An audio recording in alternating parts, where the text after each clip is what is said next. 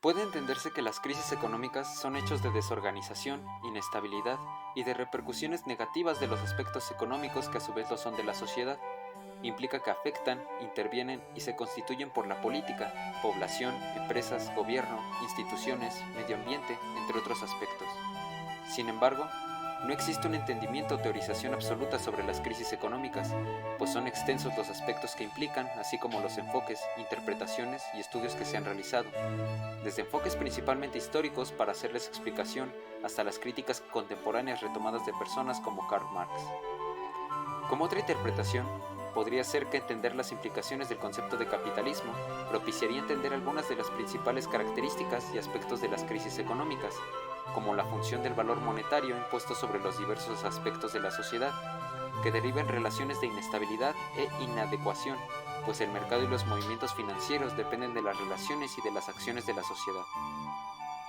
Una de las características principales atribuidas al porqué de las crisis económicas es que estas son inherentes del funcionamiento de la economía capitalista o derivados, ya sea por la sobreproducción, la inestabilidad de los aspectos del mercado y del comercio, las especulaciones financieras como fundamento del movimiento del capital o entre muchos otros aspectos. Las crisis derivan de su propio funcionamiento. A su vez pueden entenderse como consecuencias directas todas las implicaciones negativas en torno a los hechos que implican relación con el valor monetario, el desempleo, la inestabilidad de precio de bienes, crecimiento y desarrollo de la pobreza, políticas gubernamentales enfocadas a la estabilidad económica que rezagan y repercuten a la población, entre otros.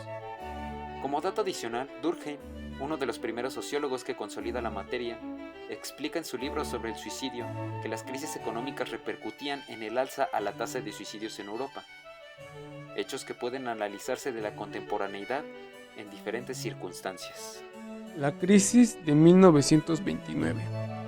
Como resultado de la Gran Guerra, el Imperio Británico se desplomó y la bolsa de valores de Nueva York, Wall Street y el dólar reemplazaron a la bolsa de Londres y a la libra esterlina. Los jugosos negocios llenaron de optimismo a los estadounidenses y avivaron sus deseos de volverse ricos en poco tiempo, mediante la especulación, es decir, del juego del dinero en el mercado. Parecía que habían descubierto un secreto. Si compraban a bajos precios y vendían oportunamente las acciones de las compañías que participaban en la bolsa, obtenían numerosas ganancias.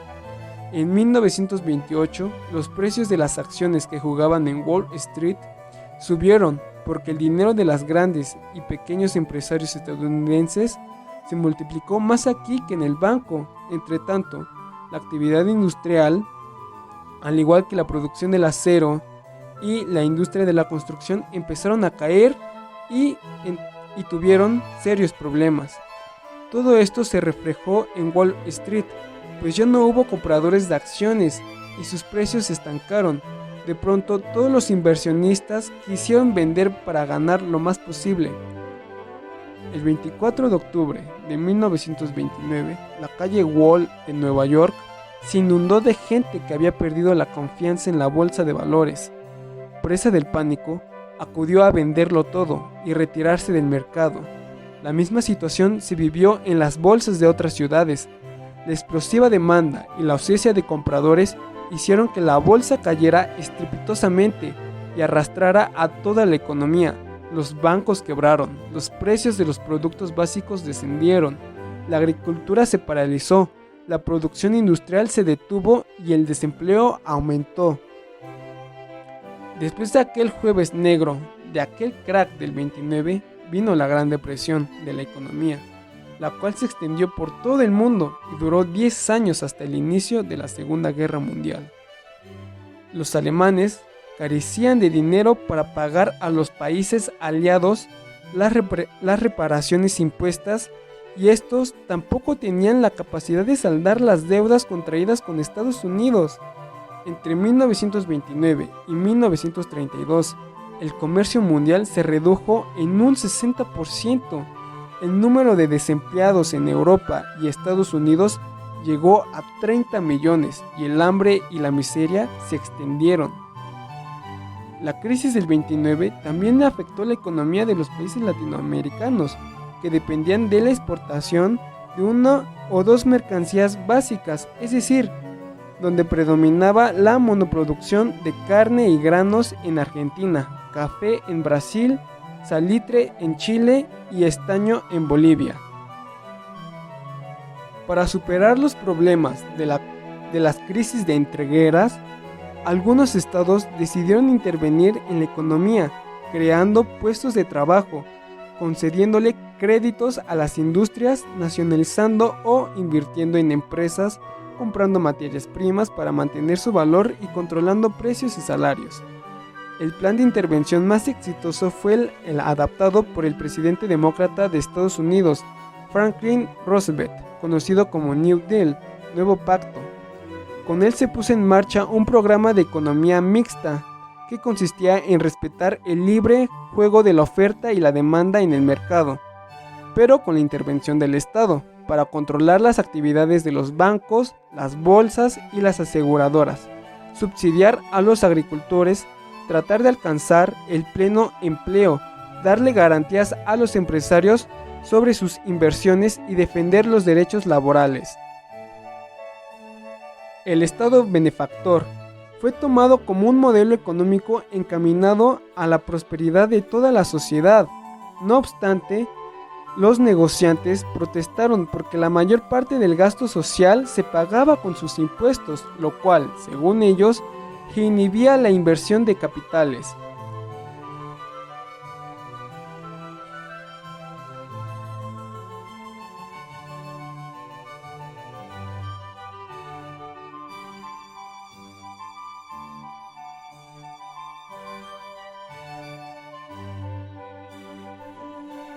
Para comprender la crisis del 29, tenemos que entender primeramente cuáles fueron las causas y antecedentes que provocaron este trágico suceso.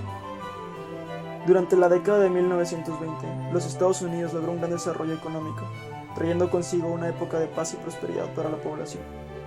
Las industrias se modernizaron y comenzaron a producir mayor cantidad de productos en menos tiempo y a un costo más bajo. Sin embargo, la distribución de la riqueza en este momento era muy desigual. Así que los trabajadores encontraron en el mundo bursátil la forma de sobrevivir. Es así como comenzaron a invertir de manera errónea y sin ganancias considerables, ya que no contaban con los conocimientos necesarios. Esto provocó que la demanda se colapsara y a su vez el mercado se deprimiera.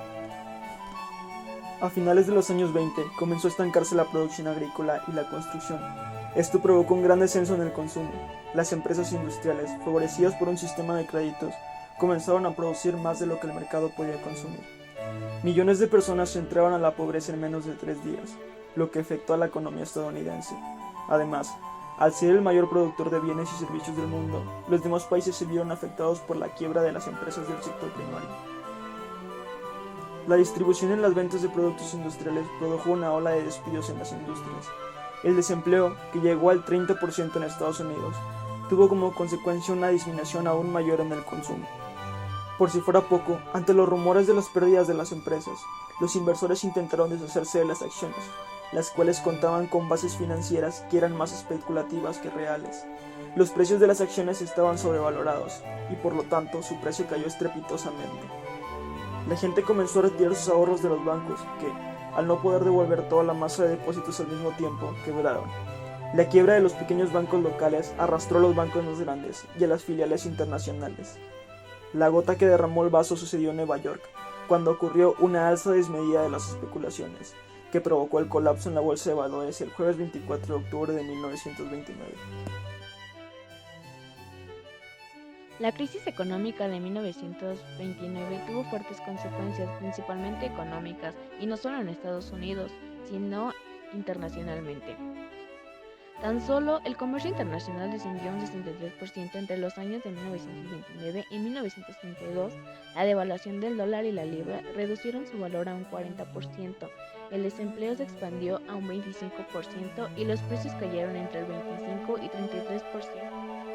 América Latina también fue afectada por esta crisis, pues debido a la misma, suspendió su pago normal de la deuda externa. Los que lograron conservar sus empleos vieron reflejada la gigantesca disminución en sus salarios, lo que provocó paros, indigencia y aumento de la delincuencia, principalmente en la clase obrera. La quiebra de bancos de otros países contrajo el crédito, lo que desencadenó diversas consecuencias como la disminución del consumo y de los precios, lo cual afectó a muchas empresas. En suma, la economía mundial estaba ante una depresión que trajo la miseria a millones en países industrializados y también en naciones donde no tenían tal avance.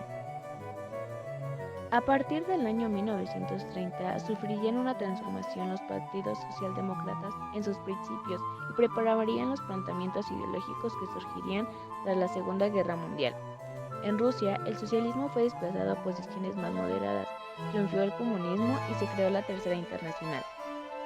Durante la crisis, estos partidos socialistas tuvieron que colaborar con el capitalismo y renunciar a algunas de sus conquistas sociales. Así, las diferencias entre socialismo y comunismo son más claras, pero la consecuencia más importante de esta crisis es el ascenso de los movimientos fascistas y el auge en Alemania del Partido Nacional Socialista.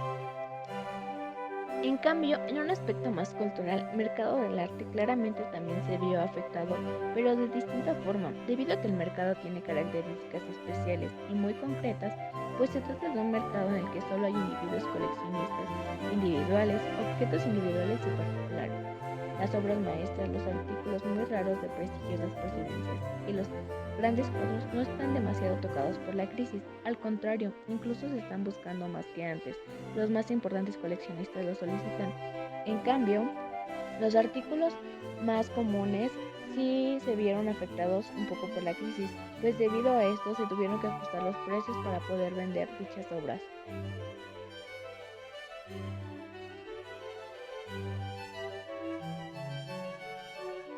En 1994 y 1995 en México.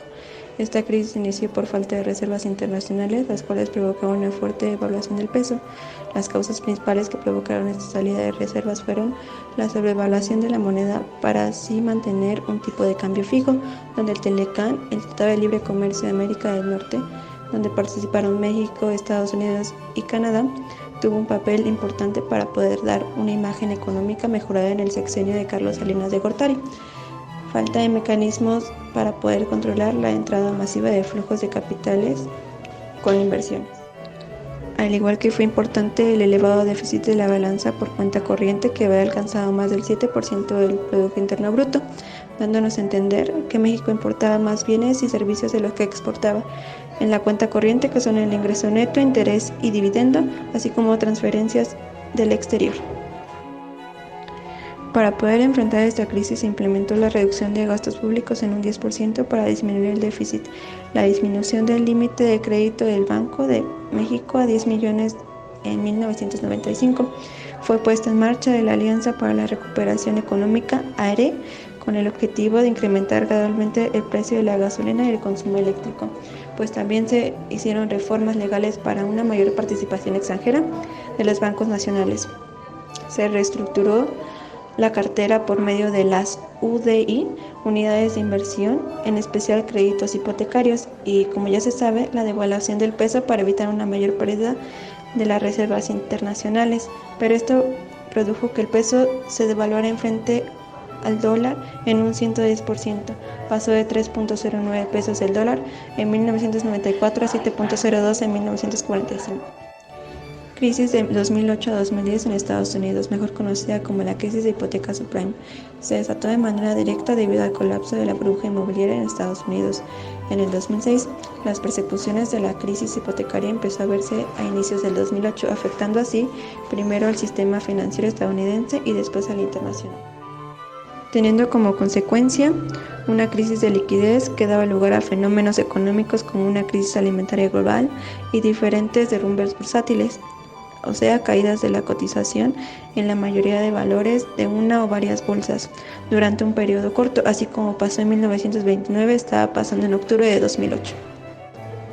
Pues las hipotecas de alto riesgo, conocidas en Estados Unidos como subprime, eran un tipo especial de hipoteca utilizada para adquisición de vivienda orientada a clientes de escasos recursos, por tanto un alto riesgo de impago superior a la media del resto de créditos, pero en el caso de los estadounidenses la compraventa de vivienda con fines especulativos estuvo acompañada y a cargo de hipotecas que con la venta eran canceladas para volver a comprar otra casa con una nueva hipoteca.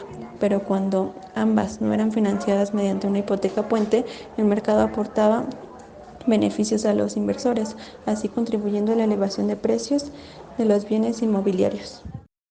Pues hubo un incremento de crédito proporcionado por los bancos centrales, un aumento de gasto público, propuestas de mejores controles bancarios, tanto disminución de la tasa de interés y creación de empleos directamente por parte del Estado, con flexibilidad laboral.